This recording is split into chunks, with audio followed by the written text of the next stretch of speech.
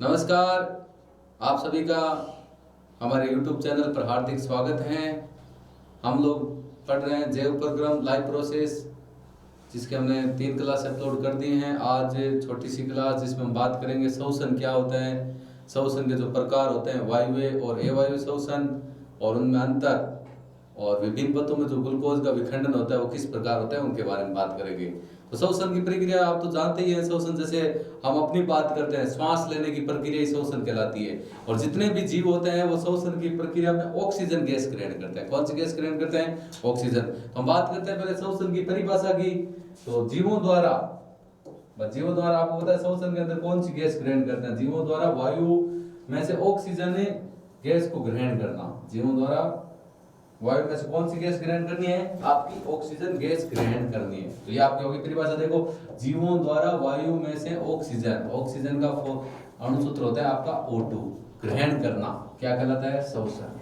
या सीधी सी परिभाषा लिख सकता है, श्वास लेने की प्रक्रिया को क्या कहते हैं? श्वसन कहते हैं। श्वास लेने की प्रक्रिया को श्वसन कह सकते हैं। या वायुमंडल में से जो आपकी ऑक्सीजन O2 गैस होती है उसको ग्रहण करने की प्रक्रिया क्या कहते हैं? श्वसन। उसके बाद बात करते हैं श्वसन के प्रकार। श्वसन के कौन कौन से प्रकार है? तो श्वसन के 2 प्रकार के बारे में हम लोग पढ़ेंगे। एक आपका हो गया वायवीय श्वसन, दूसरा हो गया आपका अवायवीय श्वसन। वायवीय श्वसन और अवायवीय श्वसन, नाम से ही पता चलता है। वायवीय श्वसन का मतलब जिसके अंदर वायु ऑक्सीजन की उपस्थिति होती है। अवायवीय श्वसन का मतलब होता है जिसके अंदर ऑक्सीजन की अनुपस्थिति होती है। एक श्वसन होगा जो आपकी ऑक्सीजन की उपस्थिति में होगा, दूसरा वाला ऑक्सीजन की अनुपस्थिति में होगा। तो पहले बात करते हैं वायवीय श्वसन की। तो इसकी भाषा एकदम सरल सी हो जाएगी। सरल क्या होगी?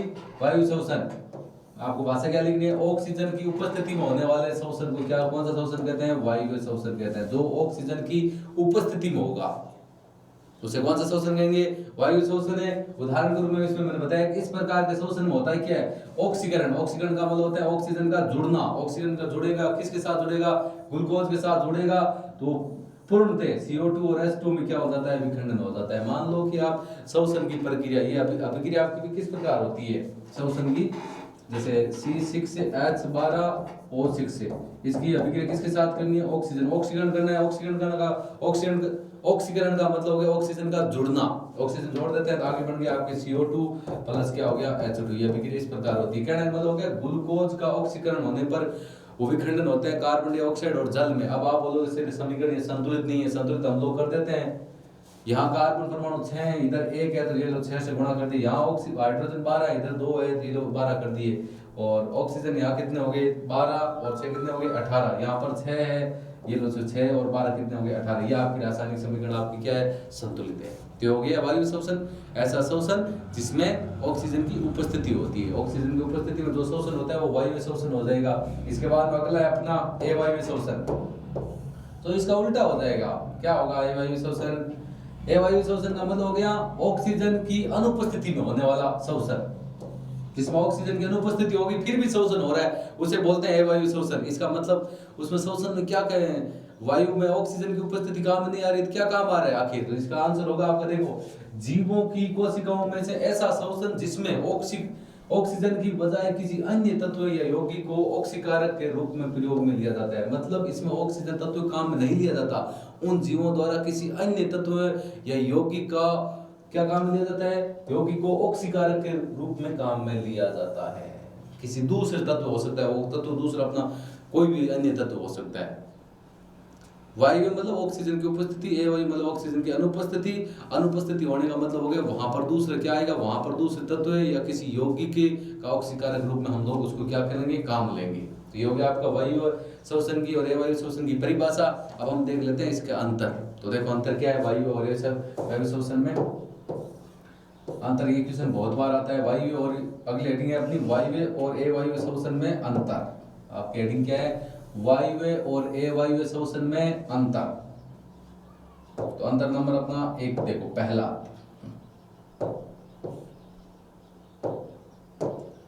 अंतर देखो। पहला अंतर 2 ही होगा। पहला अंतर क्या होगा आपका? वायु श्वसन का। वायु श्वसन में ऑक्सीजन की उपस्थिति में होता है। ऑक्सीजन की उपस्थिति में होगा वायु श्वसन होगा। और दूसरा हो जाएगा इसमें अवायु में क्या होगा? अवायु श्वसन ऑक्सीजन की अनुपस्थिति में होता है। ये आपका ऑक्सीजन की उपस्थिति में होता है और ये आपका O2 की उपस्थिति में, और ये आपका O2 की अनुपस्थिति में, ऑक्सीजन की अनुपस्थिति में होता है। पहला अंतर आपका ये हो गया। उसके बाद सेकेंड अंतर की बात करते हैं। देखो जो वायु शोषण है उसमें हमने बात भी की थी, वायु शोषण में ग्लूकोज का पूर्ण विखंडन होता है। ग्लूकोज का पूर्ण विखंडन किस रूप में होता है? CO2 प्लस H2 में टूटता है ग्लूकोज। ऑक्सीकरण करने पर CO2 और H2 टूटेगा। और वायु शोषण में ग्लूकोज का पूर्ण विखंडन नहीं होता, उसमें होता है, इसमें नहीं होता। बस इतना बताना है। दो अंतर हो गए, दो अंतर और बता देते हैं आपको। देखो आगे अंतर नंबर 3 देखो आप। तीसरा अंतर आपका क्या दे रखा है? तीसरा अंतर दे रखा है वायु शोषण में अंतिम उत्पाद कार्बन डाइऑक्साइड और जल बनता है। मतलब आपका एक तो बनता है CO2 और एक आपका क्या बनता है? H2। इसमें एक तो आपका जल बनेगा और एक क्या बनेगी? कार्बन डाइऑक्साइड बनेगी। और वायु शोषण में दो उत्पाद बनेंगे, एक तो बनेगा आपका लैक्टिक अम्ल।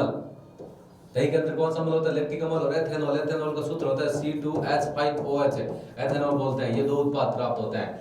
वायु शोषण में आपका कार्बन डाइऑक्साइड और जल प्राप्त होता है, और वायु शोषण में लैक्टिक अम्ल और एथेनॉल प्राप्त होता है। तीसरा अंतर आपका ये हो गया। उसके बाद चौथा अंतर की बात करते हैं। इसमें काफी मात्रा में ऊर्जा उत्पन्न होती है। लगभग कितने एटीपी अणु? 38 एटीपी। एटीपी के यदि आपको पूरा नाम पूछ ले, एडेनोसिन ट्राइफॉस्फेट। क्या होता है? Adenosine triphosphate. इसमें आपके काफी मात्रा में ऊर्जा उत्पन्न होती है। वो लगभग कितने? 38 एटीपी अणु ऊर्जा उत्पन्न होती है। जबकि इसमें काफी कम मात्रा में ऊर्जा उत्पन्न होती है, वो भी कितने? आपके 2 एटीपी। एटीपी का पूरा नाम होता है एडेनोसिन ट्राइफॉस्फेट। नाम याद रखना, भूल मत जाना। चार अंतर मैंने आपको बता दिए हैं। वायु शोषण में ऑक्सीजन की उपस्थिति होती है, उसमें ऑक्सीजन की अनुपस्थिति होता है। दूसरा क्या बताया बताओ? तीसरा चौथा आपके सामने पड़ा। इसमें अंतिम उत्पाद कार्बन डाइऑक्साइड होता है। इसमें एटीपी कितने अणु होते हैं? 38 अणु। इसमें आपका अंतिम उत्पाद लैक्टिक अम्ल, एथेनॉल होता है। और एटीपी अणु के रूप में कितने अणु ऊर्जा उत्पन्न होती है? 2 एटीपी। दूसरा था अपना ग्लूकोज का पूर्ण विखंडन होता है वायु शोषण में, जबकि उसमें पूर्ण विखंडन नहीं होता। ये हो गया आपका 4। आगे एक 5 और बता देता हूं आपको। 5 है आपका ये 5 देखो। 500 क्या दे रखा है? यह क्रिया उच्च जीवधारियों में पाई जाती है। मतलब किन किन जीवधारियों में होती है? ज्यादातर पेड़ पौधों में। और जंतुओं की बात करें, मानव, हिरण, पक्षी के अंदर, ये मतलब जितने भी उच्च जीवधारी होते हैं, उन उच्च जीवधारियों में मतलब हमारे अंदर जो विखंडन होता है ना, वो विखंडन होता है वायु शोषण की प्रक्रिया होती है। जबकि ये क्रिया किसमें होती है? ये निम्न जीवधारियों में होती है। जैसे यीस्ट हो गया, फीताकर्मी हो गया, आप जानते होंगे सूक्ष्म जीव होंगे, उन सूक्ष्म जीवों में ये प्रक्रिया होती है वायु शोषण वाली। यीस्ट बोल सकते हैं, फीताकर्मी बोल सकते हैं, और भी बहुत सारे सूक्ष्म जीव, गोलकर्मी बोल सकते हैं। जितने भी जीव सूक्ष्म जीव, उनके अंदर कौन सी वायु शोषण होता है? वायु शोषण होता है। और वायु शोषण किसमें होता है? हम मनुष्य की बात करें, मानव की बात करें, जितने भी पशु है, जितने भी पेड़ पौधे, उनमें कौन शोषण होता है? वायु शोषण हो गया होता है। मैंने आपको कितने अंतर बता दिए? 5 अंतर बता दिए। एक बार फिर मैं आपको रिवीजन करवा देता हूँ। पहला अंतर है अपना, पहला अंतर क्या है? वायु शोषण में ऑक्सीजन की उपस्थिति होती है और इसमें ऑक्सीजन की अनुपस्थिति। दूसरा, इसमें ग्लूकोज का पूर्ण विखंडन होता है, इसमें ग्लूकोज का पूर्ण विखंडन नहीं होता है। तीसरा है, इसमें उत्पाद के रूप में CO2 और जल बनता है, इसमें उत्पाद के रूप में क्या बनता है? लैक्टिक अम्ल और एथेनॉल बनता है। चौथा, इसमें ऊर्जा के कितने अणु उत्पन्न होता है? पूछ भी ले आपको, 38, और इसमें कितने होते हैं? 2। और ये प्रक्रिया किसमें होती है? ये उच्च श्रेणी के जीवधारी, जैसे पेड़ पौधे, जीव जंतु में होती है। ये अपना निम्न श्रेणी के जीवधारी, यीस्ट, फीताकर्मी, गोलकर्मी, जितने भी विषाणु को, छोटे सूक्ष्म जीव जितने भी होते हैं, उनके अंदर ये होती है। और 6 नंबर है, वो आपको काम में नहीं लेना है।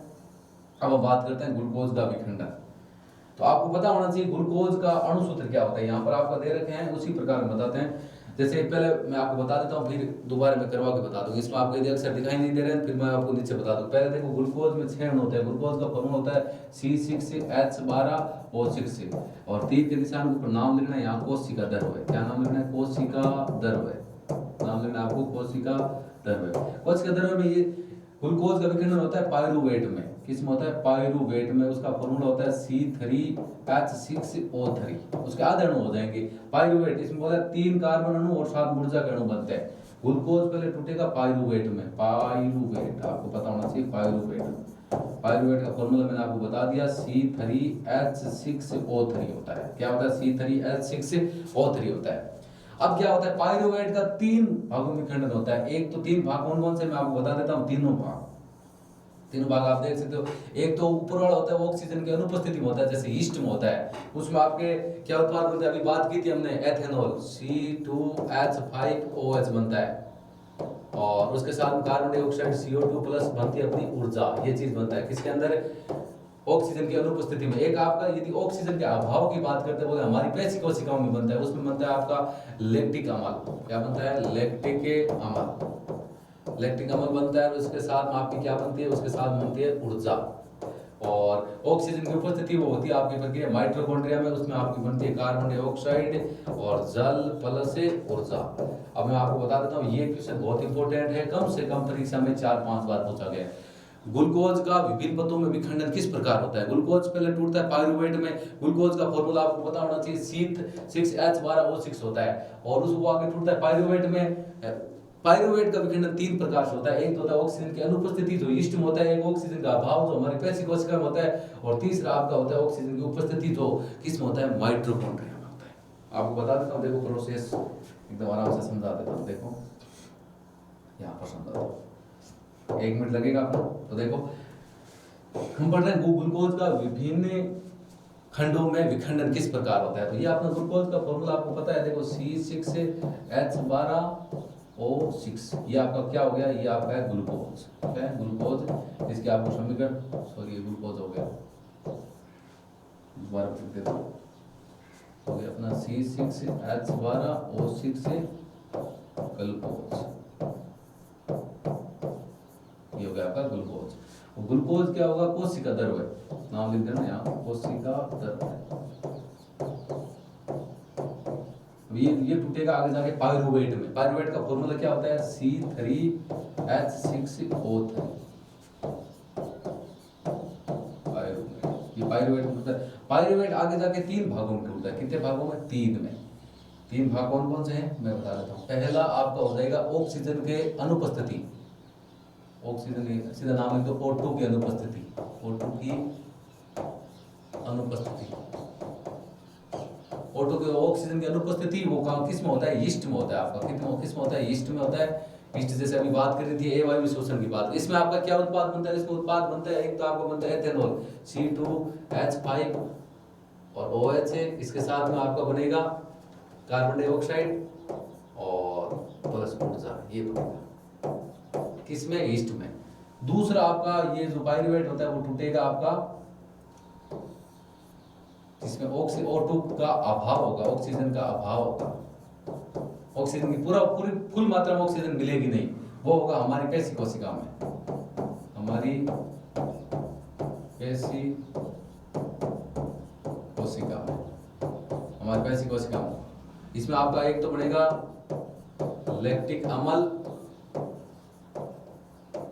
और प्लस ऊर्जा। लैक्टिक अम्ल के साथ क्या बनेगी, ऊर्जा। ये दोनों सम्मिलित रूप में लिख सकते हैं, क्योंकि ये ऑक्सीजन की अनुपस्थिति में हो रहा है या ऑक्सीजन के अभाव में हो रहा है। वैसे 3 भागों में टूटेगा, ऊपर वाला ये अवायवीय शोषण है, दोनों ये वाले और ये वाले, और नीचे वाला वायु की उपस्थिति में, ऑक्सीजन की उपस्थिति, ऑक्सीजन की उपस्थिति किसमें होती है, माइटोकॉन्ड्रिया में, माइटोकॉन्ड्रिया। ये प्रोसेस माइटोकॉन्ड्रिया होती है। इसमें आपका क्या बनता है, मैंने बताया भी था अभी अंतर में, इसमें एक तो CO2 बनता है, एक H2 बनता है, एक आपका क्या बनता है, ऊर्जा बनता है। ये आपका 2 नंबर का डायग्राम आपको बढ़ाना होता है। ग्लूकोज का विखंडन किस रूप में होता है, ग्लूकोज का विखंडन पहले वो टूटता है पाइरूवेट में। ग्लूकोज का आपको फॉर्मूला पता होना चाहिए, C6H12O6 होता है, वो टूटता है पाइरूवेट C3H6O3 में, वो भी 3 भागों में टूटता है। एक तो ऑक्सीजन की अनुपस्थिति में, याद रखना ऑक्सीजन की अनुपस्थिति, वो प्रक्रिया किस में होती है, ईस्ट में। आपको पूछ भी सकते हैं ऑक्सीजन की अनुपस्थिति वाली ग्लूकोज का विखंडन किस में होता है, ईस्ट में होता है। उसमें बढ़ेगा क्या, एक तो बढ़ेगा आप ethanol plus carbon dioxide plus ऊर्जा। एक ऑक्सीजन के अभाव में जो हमारी पेशी कोशिका में होती है, शरीर की जितनी भी पेशी कोशिका होती है, जैसे ये अपनी पेशी कोशिका ये वाली, तो इसमें होता है, और उसमें लैक्टिक अम्ल बनता है, और उसमें क्या बनती है साथ में, ऊर्जा। और तीसरा होता है ऑक्सीजन की उपस्थिति में जो प्रक्रिया होती है माइटोकॉन्ड्रिया में। शरीर कोई भी जीव जंतु हो चाहे पेड़ पौधे, उनके माइटोकॉन्ड्रिया में होती है, उसमें एक तो कार्बन डाइऑक्साइड बनती है, जल बनता है, उसके साथ में क्या बनता है, ऊर्जा बनता है। आज का टॉपिक अपना इतना ही रहेगा, जिसमें हमने बात की शोषण की, उसके बाद में शोषण के 2 प्रकार, वायु और अवायवीय शोषण की परिभाषा के बारे में बात की, उसके बाद हमने बात की उनके अंतर की, और उसके बाद हमने लास्ट में जो अपना मोस्ट इंपॉर्टेंट टॉपिक है ग्लूकोज का विभिन्न परतों में विखंडन। तो वीडियो कैसा लगा, अच्छा लगा तो लाइक करें, शेयर करें और हमारे YouTube चैनल को सब्सक्राइब करें। थैंक यू, जय हिंद, जय भारत।